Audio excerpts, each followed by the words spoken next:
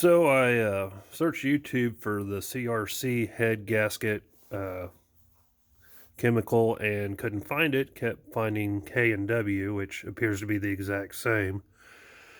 But watched another video. It suggested diluting it before you put it in so it'd flow better. So I mixed about a half a gallon of straight antifreeze with about a half bottle of the CRC.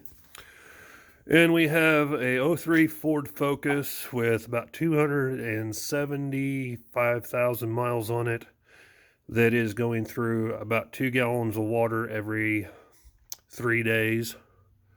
Got the car for $800 9 years ago, so definitely doing good there.